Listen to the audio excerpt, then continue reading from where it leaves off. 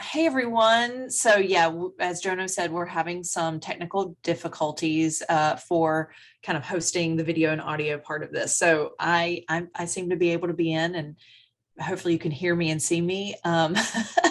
So I'll just kind of start the topic and hope that we can have some folks join us. And then I think I'm able to see chat. So if you want to chat thoughts or questions, it looks like I can see that.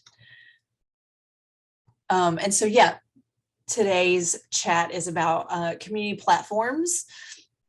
And it's called Community Platform Shootout because we're going to discuss different platforms that people use to manage their communities. So the platform that my team uses right now is called Savannah HQ. And it is not an all-in-one. So I've noticed that I'm not sure how new they are, but we do not use an all-in-one. Orbit, Commissar, Hivebright, those are all-in-ones. Savannah is basically a community platform where it tracks the contributions that our community makes. It imports them into this platform, via this database, and then we can capture information about them and look them up and track their contributions, that kind of thing. But there's not a chat feature with that. We use Discourse as a place where we have community discussion. And so we have two separate things. One is sort of like a management of the program internally by our team, and then one is like a more place where the team and the community has conversation and talks about things that we're doing and stuff like that, so we can talk about both of those separately. But I just wanted to differentiate that there's like these all-in-ones which sound really great, and I'd love for people to share about them if they have experience using them, where it looks like they do all sorts of things. They allow you to have discussion. They allow you to track contributions, measure impact. Let's see.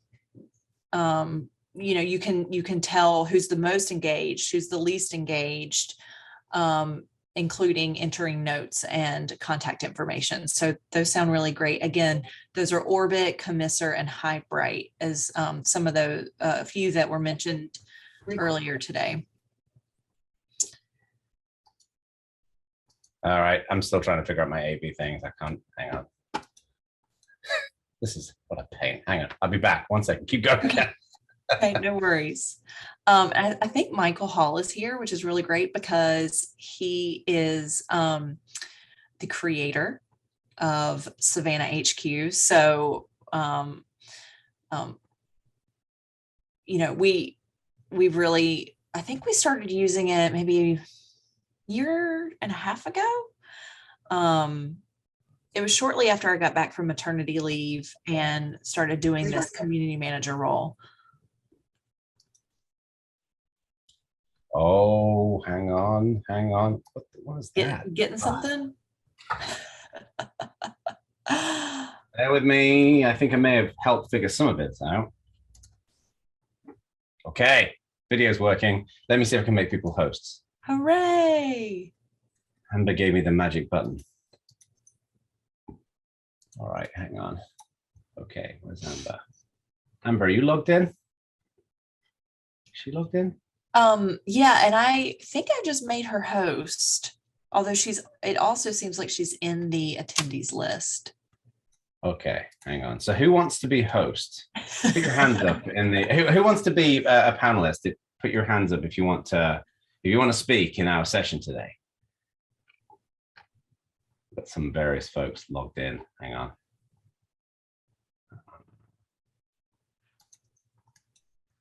I don't see Amber in the list. So she's in my list as a panelist, ATO, and then ATO is also in the attendee list. And Amber, I can't unmute you. I'm trying to press allow to talk and it's not doing anything. So many jokes to make right now. Amber and I have been friends for many years. Okay, let me know anyone if you want to be a panelist. It seems we can now seem to be able. Michael, can you speak? Yes. Well, it looks like you cannot see me though. Even better. Oh, harsh, man. Yeah, it's not allowing me to choose to give you the video. That's fine. I'm sitting here in a hotel room anyway, so that works out better for me, I think. Okay.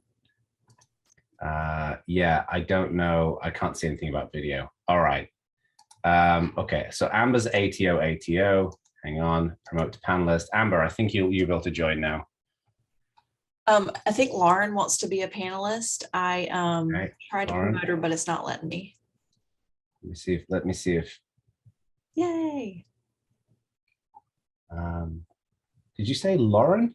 Yeah, Lauren Pritchett. She's now a panelist, but she doesn't have her audio or video. Oh, hang on.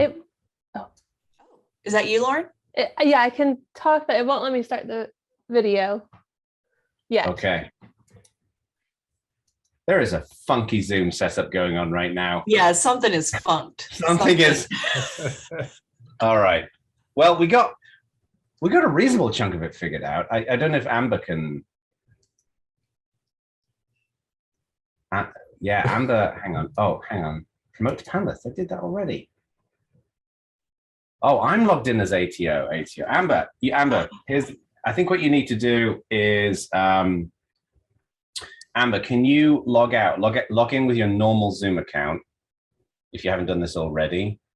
So log out of your Zoom, pop in your usual email and password, and then log back in and rejoin the session link. And then I think I can make you a panelist.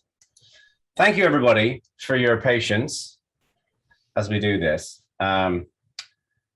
Great. It looks like the keynotes are just being let out. If anybody else wants to be a chatter, then just let us know and we will promote you potentially without video. which is all Jen's fault. Maybe we should explain what that means. Like if you want to, so this is very much meant to be a discussion where Jono and I are going to facilitate a conversation around community platforms. But if you would like to weigh in, ask questions, be part of what you might think about some of these platforms, please let us know, and then we will promote you to panelists, and that will allow you to talk. We wish it would give you video, but it might not. Yeah, exactly. Great. Well, it looks like Amber's been able to join. She's aha. That was a good idea with her. Amber, can you... Regular. Hey! Hey, Amber. Can you turn my video on? I can't. Sorry. I'm putting on my tiara today because I feel like I've earned it this morning. Like I really. Amber, it's not letting us give you video. It's not letting us give anyone video. Yeah. Okay, so hold on. Let me look at something. Go over. Hold on more. So if you go over to where it says panelists, and there's a little button called Jono, you because I think you're host. Yeah. You should be able to click on my name under more with the little carrot thing and make me host. Make host. Hang on. Make co-host. Ooh. No. Getting closer. Co-host doesn't really do much. I've been it. All right. You know what? There we go. I swear I'm wearing the tiara today just because I feel like You're on. There we go. So do you have to be host to get your video working? Is that how it is? You have to be a co-host, which I can make you, Michael. Co-host. Hang on. All right. If I make you a host, then you'll take all the permissions away and run off into the night. Oh yeah, I'll totally kick you out. Yeah. I don't even know how I gave up that power. I never give up that power, and somehow I gave it up to you, Jono. I'm not. Yay. So, given that we've spent 15 minutes doing the, is this thing on? The technology conference, man. Oh, and I could be say. Remember that? Why don't we dig into the topic? So first of all, welcome everybody to CLS, and Jen has probably already said this while I was calling Amber. Thank you everyone for joining us today. For those of you who've not been to the Community Leadership Summit, the concept is very simple. It's just a bunch of friends hanging out, having conversations, sharing thoughts, sharing ideas, debating and discussing the latest and greatest in community leadership. And the idea of this session really is to, there's a million different platforms out there that people use for building communities. There's Discourse, there's Vanilla, there's Slack, there's Hivebright, there's Tribe, there's Chorus, there's all kinds of these different platforms that people are using.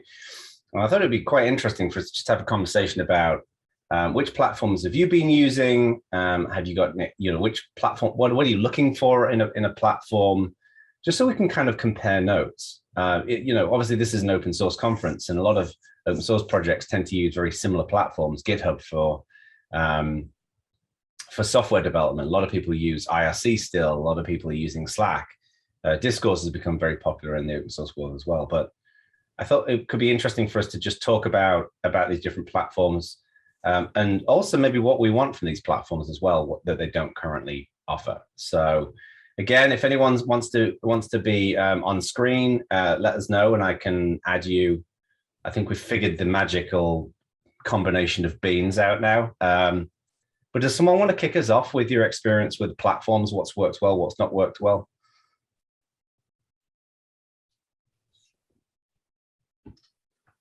I'll kick off if nobody else wants to. All right. So like we've been using what's like the holy trinity for open source right now, it seems, and that's GitHub, Slack, and Discourse. And I think each one of them fills a different niche and attracts a different audience. So I know a lot of times people ask, should you use Slack or should you use Discourse? And I'm a big fan of using both, because I think the people that are going to prefer one aren't going to prefer the other. And so you can cover more people that way. Hey, this is Lauren from opensource.com. And Hi, I Lauren. just want to add on to that, yeah, we switched from using email to communicate with our group of core contributors called the correspondents. We switched from email to Discourse because it just was a better fit for the way that those folks were using it, and it just gives an option for people to check in and not have their email inbox be bombarded with messages, but it's more of a place you can go instead of it also infiltrating your email inbox. Yeah. How did you find, Lauren, when you made the switch over from email to, or did you add Discourse in, or did you just switch wholesale over to Discourse? Yeah, we don't use email really well, except for one-on-one messaging with an author. We really switched all the way over to Discourse. And I think that the team had worked or tried Discourse in the past and before I was on the team, and it didn't really pan out. So then this time, maybe it was the key of really saying, like, we are switching, we're not doing any more email, we're only doing Discourse. So I think that kind of helps with, making the switch. Change is hard for people, but you got to kind of rip it off like a Band-Aid, or else people might be confused, like, oh, do I go on email or how do I find this? So it's very clear that anything you need to know is in Discourse. Right. Yeah, So exactly. We did go ahead, Jen. We did the, rip it off like a Band-Aid. And then I would add that we also really made it clear how we're going to use it. So I think it's an important part of the conversation is, the instructions part. Like, this is what we're going to post over here. Here are the categories that we're using. Here are the people who are moderating it. So that it not only are you saying, hey, we're moving over here 100%, but you're really giving people an outline for how you're going to do it. And then it really feels more official. They understand, that kind of thing. Like a README for how to use the new platform. Yeah, one of the things I was going to say as well was the way I just the kind of brain where I have to break things down into buckets, otherwise I don't understand them. And one of the conclusions I've come to for a while now is that, you get what I refer to as structured and unstructured communication. So I think of structured as like GitHub issues and pull requests, where you have a very specific conversation about a very specific thing. If you go into a GitHub pull request, it will be inappropriate in a pull request to ask somebody how their weekend was. But in a forum or in a Slack, especially in a Slack channel, it's pretty common that people will have these kinds of more open conversations. And one of the things I like about discourse or forums in general, but I think just discourse in my mind is the best implementation of a forum, especially because it's a forum that, you know, doesn't look like it was built in the 90s, like so many of these forums, is that the information is just so much better. It's organized in a better way. Like if you search for something on Discourse, you can find it. But obviously, if you search for something on Slack, it's a nightmare. If you search for something on email, if there's an email archive, then it can be difficult to find as well. So just the organization of it, the challenge I've seen with Discourse and a lot of forum platforms is getting people to come back. They've got to remember to come back. Like with Slack, you're usually idling in there. And then if someone mentions your name, then it pops up and it interrupts your flow. Whereas with Discourse, sure, it'll pop something into your little notifications tray, but a lot of people won't see that. So I'd be curious to get everyone's thoughts on what you've done to kind of keep people coming back and engaging in these different types of platforms. And if your experience is different with Slack versus Discourse versus email or whatever. One thing we do is we do daily stats for the contributions that are made. Well, first of all, a post that like, hey, these were the contributions made yesterday, and here's any stats that we track on how to measure like the success of that or not. Although just making a contribution is a success. So I feel like that is, you know, it's interesting to some people to see that. I would say a lot of people care about that. So we have people who come back to see that. We're posting new writing topics, and because this group is really interested in making contributions, they again know that that's where they go to see that. But I do wonder if, I don't know, maybe Lauren has other thoughts about things we do to keep people coming back, because that's a really good point. Is some people have notifications in their email and they're in their email all the time, and so they might see it there and go in because of that, but maybe not. Yeah, I think one of going back to the switch from email to Discourse was because partially because of the daily report that we would send out on email, and maybe that's not interesting to every single person every day. Maybe they just want to come back, you know, in a couple of weeks and look back at that day or that week. But that is a way to, you know, I can tag people when they've posted an article, and that kind of gets their attention. And then, yeah, posting about what writing topics we have or what's a cool thing that's happening in open source news that we want to talk about, or a new project that we want to, you know, get ideas about. But also, you know, we use Jitsi as a platform for our weekly calls with our community. And so we will remind people, hey, this Jitsi call is coming up. And then after the call, we leave just a very brief note of, you know, what did we talk about? And that just keeps the conversation going. So whatever happened on Jitsi didn't just get left into the abyss, but now it's also documented on Discourse, and we can tag each other. And oftentimes we then just let the community take the conversation away and kind of let that naturally happen without too much of our input. Couple of quick things, Lauren. I'd like to ask you in a second about Jitsi, but just a couple of comments in the Slack. Again, everybody, you're welcome to join the virtual floor here if you want to. Just let us know, and we can add you to the discussion. Deepak Gupta says the role system in Discord is great to retain members, like they feel good and they understand that the group appreciates their work. We might want to talk about a similar kind of system that's in Discourse. Ray Paik says, my experience is that Slack is not a great asynchronous tool. People rarely scroll back more than a day or two to read through messages, which I think we'd all probably agree with Ray on that one. But Lauren, would you share a little bit about Jitsi? I've heard of this, but I've never used it. I don't really know what it's for. Could you share that with the group? Yeah, it's an open source video conferencing tool. It's an alternative to Zoom, and it's on. It's just a web. You just sign in from your browser. They might have a desktop app as well, but we just use I just use it in my browser. And so far, you know, we switched. Did we use Google Meet or Blue Jeans or something before? we switched to Jitsi, and just as a way of trying to use more open source tools. And we found that Cool. it's really been great. I mean, we haven't had many more issues than we would with Google Meet or Zoom. I would say even fewer. Yeah, Zoom's reputation is in tatters after the first 10 to 15 minutes of CLS today. That's cool. And there's also a chat. We'll see. Sometimes we'll have a whole other conversation in the chat on Jitsi than on the video conversation. Right.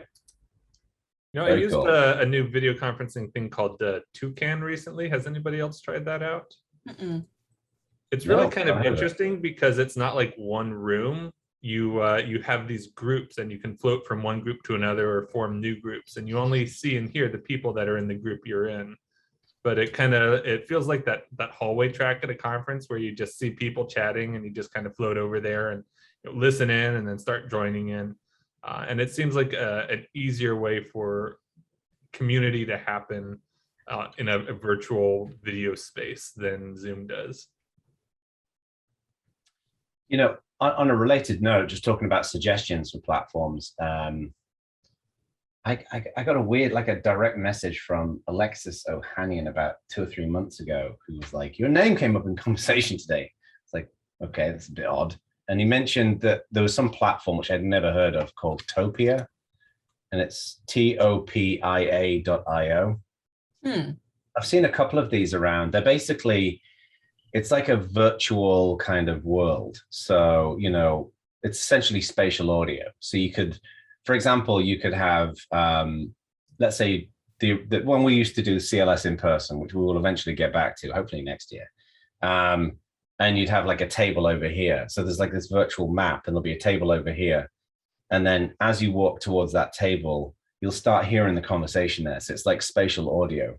And I've seen a couple of companies doing this, and frankly, I think most of them have sucked. And I saw a demo of Topia I got on a call with their CEO, and it's pretty cool. And I think that sense of like spatial audio and space in how you communicate is kind of interesting. But we used to talk about this years ago with Second Life, and it never really quite took off. So I don't know if that's ever going to become a thing, or whether people just stick to Jitsi and Zoom and whatever else. So Interesting. And so that's Topia. Topia. topia.io. Okay. Yeah. I'll have to A lot check of it out. vowels. Yeah. And so is Alexis a investor in this?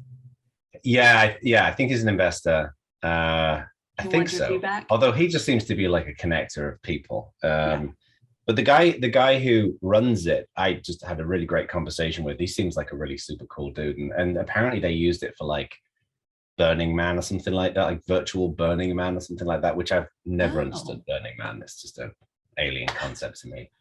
Why would we go and live in the desert and drop acid? I mean, but each to their own. So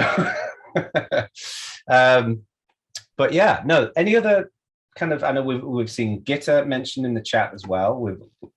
There's been what else have we got in here? There was Discord, of course, mentioned. What's the thinking here? Because my view has always been, it's hard to build communities with like Slack and Discord and Gitter, like with chat channels. You can do it, but I tend to think of it more as it's like the hallway track of a conference. You'll have some good information, good discussions, but you can't point to an artifact afterwards. Yeah. But is that an antiquated view? Like, what does everyone think? I think it's kind of like the grease on the gears. Like, it helps things move along, but you still need the gears itself, and the gears would be like GitHub or forums. Yeah, I like that. And I'm really curious if anybody have used these all-in-one platforms. Some of the ones that you mentioned, Jono, Hivebright, Orbit.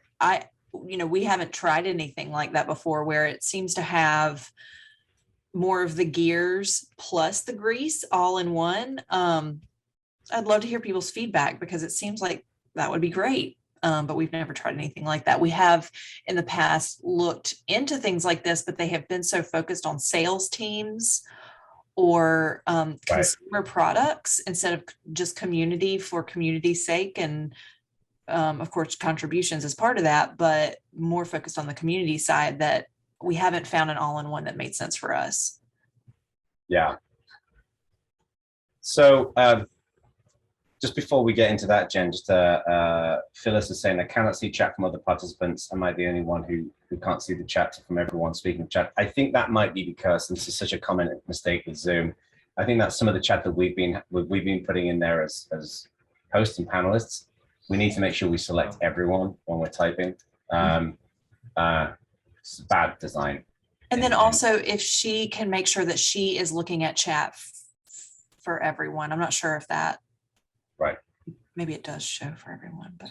And Rachel is pointing to something. I wrote something about moving things onto a more permanent place if they're worth keeping. Oh, cool. So if anyone wants to go to rachelnorfolk.me, and it's called Turn in Ephemeral Nature Free Slack Feature. You know, Jen, on that question of these all-in-one kind of all-you-can-eat buffet type platforms, I've got a little bit of experience I can share because, you know, when I work with companies as a consultant, every company's got their own ideas about what's important to them and what they want to do. And, you know, I'll make recommendations, but often they'll have already picked another platform or they'll choose another platform. I think the all-in-one platforms are good for what I would consider to be what I would call a champion community, a community where you kind of go there and people have conversations. And then the point of the community is where people can share content and material and have conversations to help each other out. For what I would call a consumer community where you just kind of go and hang out with people like a book club, they don't tend to work they tend to be a bit of overkill. And for engineering communities like open source, they don't tend to work as well. My concern that I have with some of these platforms is you put all of your eggs in one basket. And frankly, for most of them that I've seen, the individual components, like they'll have a content component, the discussions component, there'll be, you know, an events component, is that they're all a bit average, these individual pieces. They're just not really as best of breed. So I think for people who are fairly new to communities, and maybe they're less technical, they don't know how to kind of glue all these pieces together. Like I would generally recommend, you know, if you're going to have a blog and a discussion platform, for example, go best of breed, like get WordPress or Drupal and get Discourse or whatever. But for some people, you know, clicking those Lego bricks together is going to be too complicated. Yeah. But the other concern I do have about some of these platforms is they're quite new and I feel bad saying this, but they're in many cases small startups.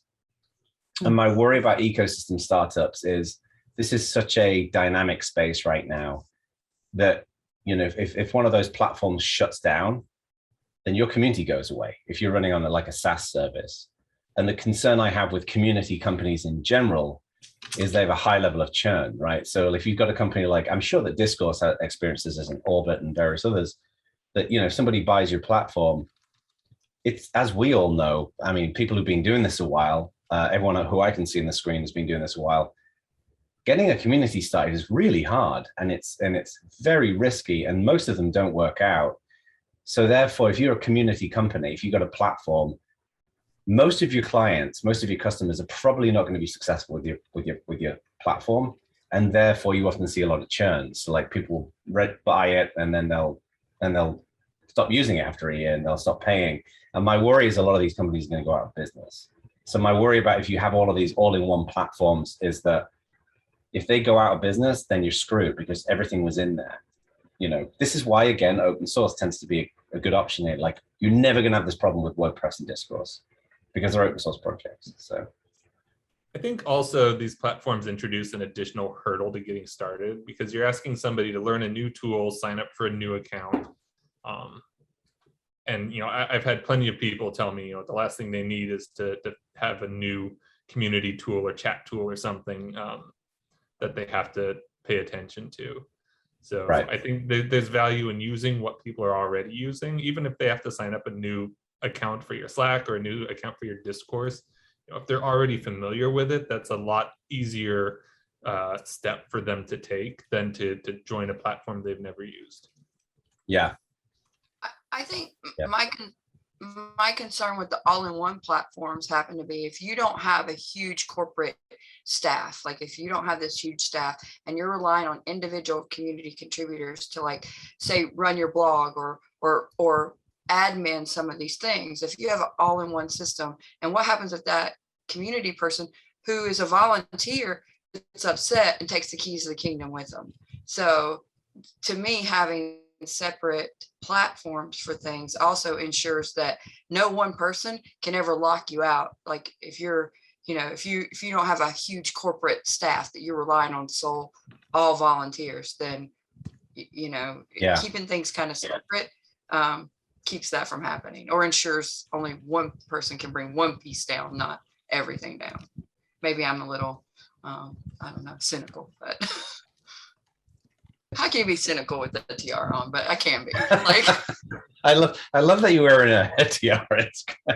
It's Perfect. There's a such thing as business tiaras, but that's another conversation. Business tiaras, yeah. It's going to be the new uniform for conferences. I'm totally wearing. Hey, count me in. I'll wear a tiara to a conference. I'm bringing you one next time. Yeah, the only problem is I'm not sure how it'll stay in. Super glue. Velcro. We will Velcro it. Velcro it to me. Anyway. I was just going to read it one quick. I'm just going to read out a message here in chat before we continue. So Heather says, for my work, we've come to the point that we cannot have one platform due to, one, a global network, two, people choose platforms often differently by region, e.g. WIke in some places, three, language, four, tool country restrictions. So, yeah, good points. Mm-hmm. Sorry, I interrupted someone was going to say something. No, that's okay. That makes it really tough. That makes it tough to pick one, I'm sure. Or maybe you have to work with multiple is what she's saying. I was just going to bring up the other side of the conversation where it's sort of like, okay, all in one for your community, but also the management side of it. So we're using Savannah HQ, which is an open source tool to do the internal management of our community by our team. So that's like, okay, it pulls over, it imports data every time somebody makes a contribution. And so it's our tracking system, it's our note-taking system. Like I chatted with Jane and here's all the notes from our conversation.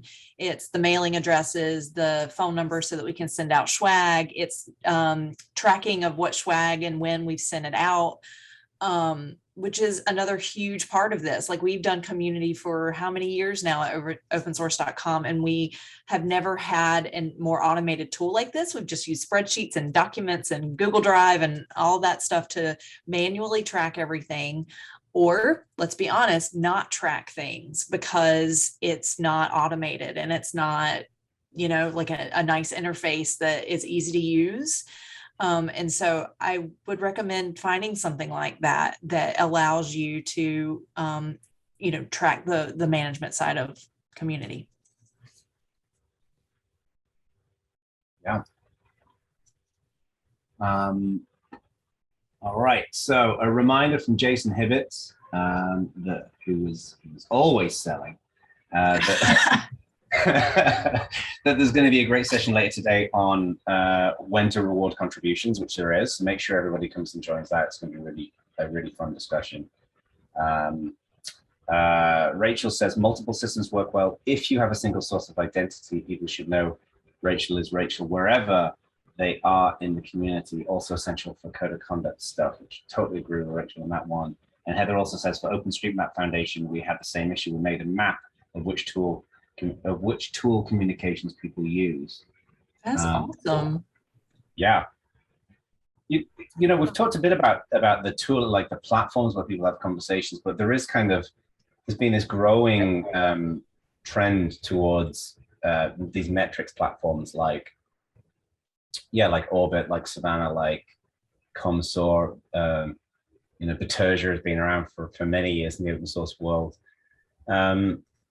Does anyone else have any thoughts on how these platforms, where you've used them or how you've got the most value out of them? I mean, I know we've got a separate conversation on recognized and rewarding, as Jason said. But any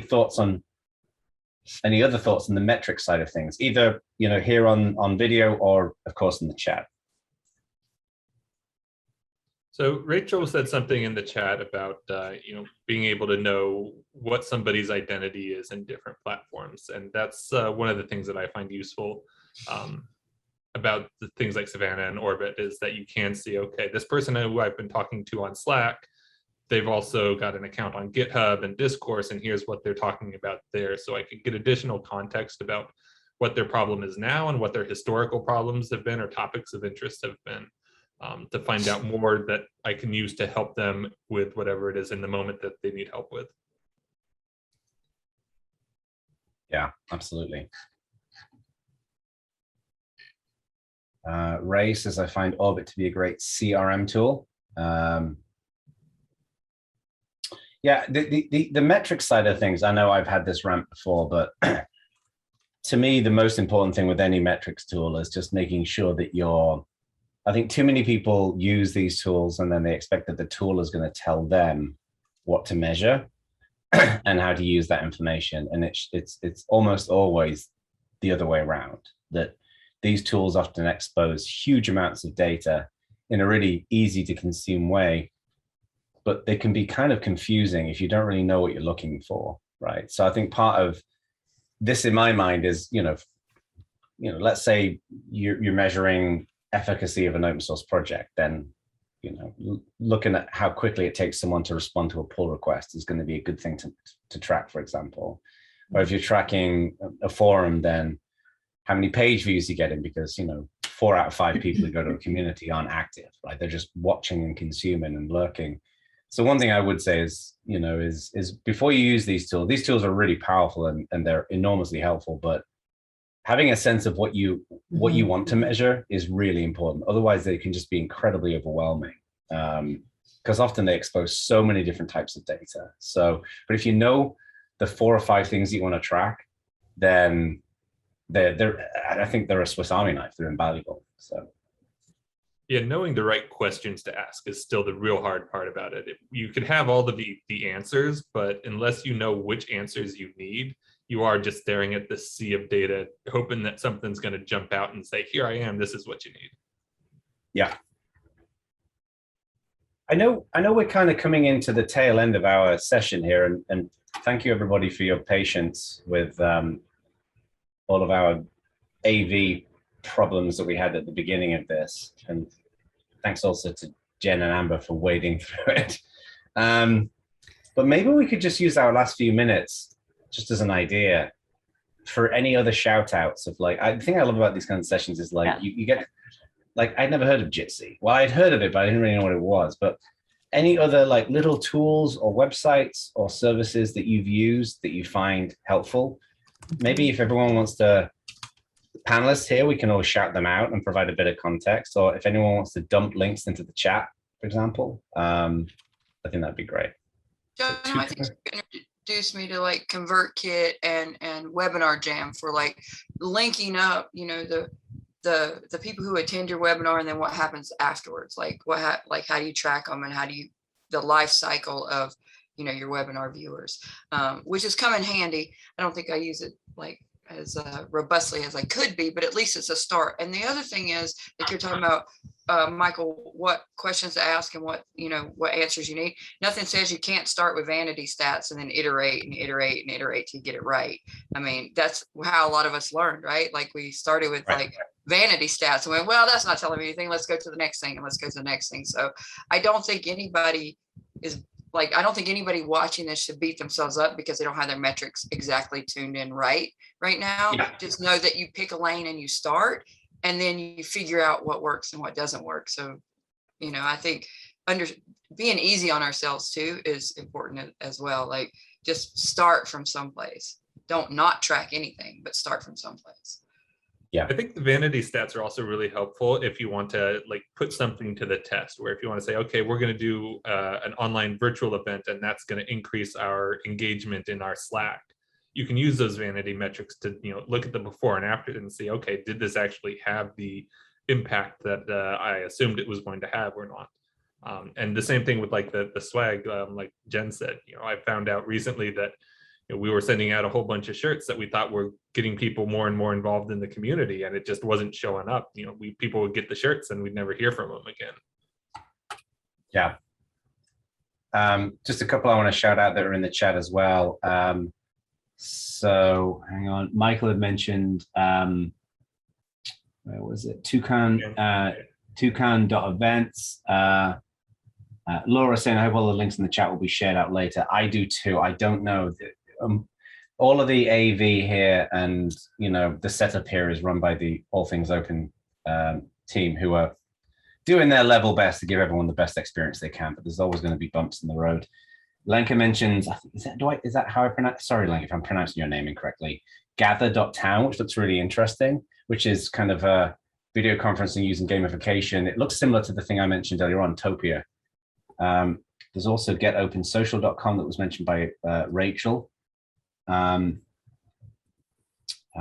Heather says we're using Big Blue Button for all of our events. OpenStreetMap and Humanitarian OpenStreetMap team. Our OSM etiquette code of conduct working group is used hack for our hackmd.io for our 9 months of documentation and planning. So cool. I've not heard of a bunch of these. This is awesome. So, has anybody used any of the matchmaking things like Donut or Gather Round? Or like Wise is what I'm looking at. No. That's a great idea. I mean, I haven't either, but I could see that being helpful. I'm piloting one next week to see if it results, again, using vanity metrics, see if this is going to result in more community engagement over time or not. Great. Well, I know we're out of time. Amber has very generously copied all the comments and it's pulling out the links, which is great. Adrian is also mentioning meetsy.io is cool. And Rachel was saying get open social integrates with BBB so you can make events and groups that automatically open in BBB. Our next session, just so everybody knows, with this 15 minutes between now and our next session, Amber and Jen are going to be facilitating. And this one is going to be on community ROI, return on investment. It's all in the same Zoom room, as far as I'm aware, I think. So this is a huge subject in community. Like, can you really put a number on a return on investment in community? So people have been talking about this for years, and we're going to fix it in the next session. We're going to figure it all out.